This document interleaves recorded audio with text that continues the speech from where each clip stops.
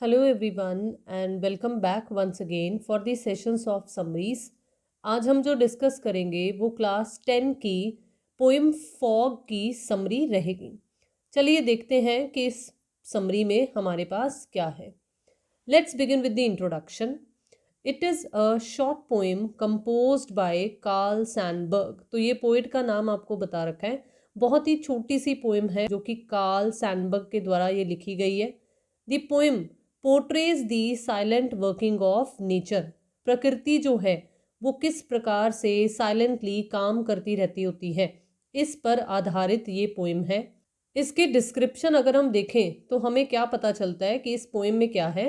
In this poem the poet has used a cat as a metaphor to describe the slow and silent working of nature.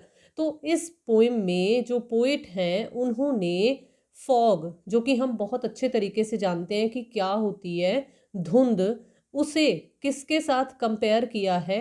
उसे compare किया गया है एक cat के साथ। देखिए कैट जो है वो इस पोएम में एक मेटाफॉर के तौर पे, यानी कि एक फिगर ऑफ स्पीच है ये मेटाफॉर। मेटाफॉर का मीनिंग होता है कि जब आप किसी एक चीज़ की दूसरी चीज़ से कंपैरिजन कर रहे हो on the basis of some hidden qualities. तो यहाँ पर है कि जो क्वालिटीज़ कैट पोजेस करती है उसी की तरह ही उन क्वालिटीज़ के आधार पर ही कंपैरिजन किया गया है कि फॉग किस तरीके से आती है।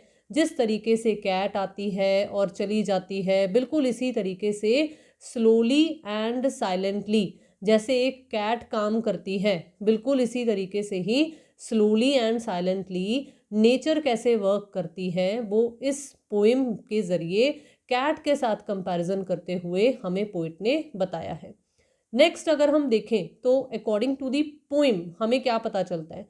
ही सेज, मतलब पोइट क्या कहते हैं, fog comes silently and slowly like a cat. कि जिस तरीके से एक बिल्ली बिना किसी शोर किए, मतलब चुपचाप आराम से धीरे से आ जाती है, बिल्कुल इसी तरीके से जो फॉग है वो भी चुपचाप आराम से धीरे से आ जाती है।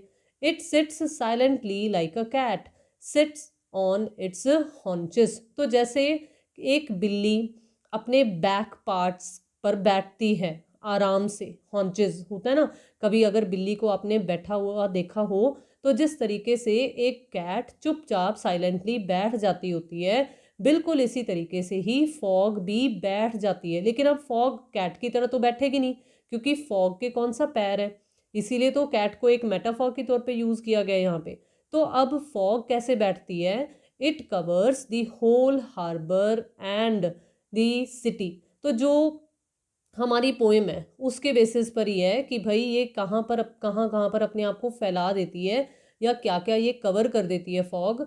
ये पूरा का पूरा जो पोर्ट एरिया होता है, जो हार्बर एरिया होता है, या जो पूरा शहर होता है, उसके ऊपर छा जाती है and then moves at once with a sudden blow of wind just as a cat disappears unpredictably। तो जिस तरीके से कैट जो है वो एकदम अचानक से गायब हो जाती है, तो बिल्कुल इसी तरीके से ही फॉग जो है वो भी एट वंस एकदम से मूव कर जाती है। कैसे, जैसे एक तेज़ हवा का अगर झोंका आता है तो बिल्कुल उसी तरीके से फॉग उसके साथ उड़ जाती है, गायब हो जाती है, जैसे एक कैट गायब हो जाती है। बस इतनी सी हमारी ये पोएम थी और इसका ये डिस्क्रिप्शन था। नेक्स्ट अगर हम कंक्लूजन निकालें तो देखो कंक्लूजन क्या है। The poem beautifully presents the idea of accepting the changes brought in by nature.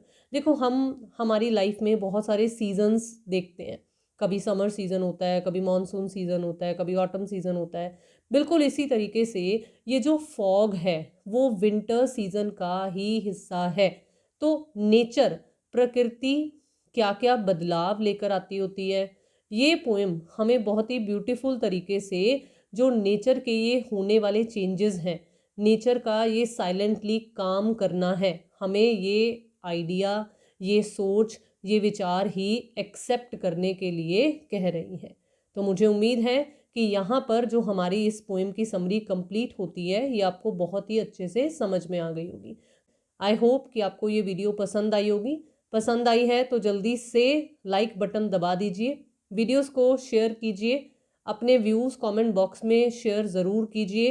And yes, अगर आपने अभी तक चैनल को सब्सक्राइब नहीं किया हुआ है तो जल्दी से सब्सक्राइब भी कर लीजिए।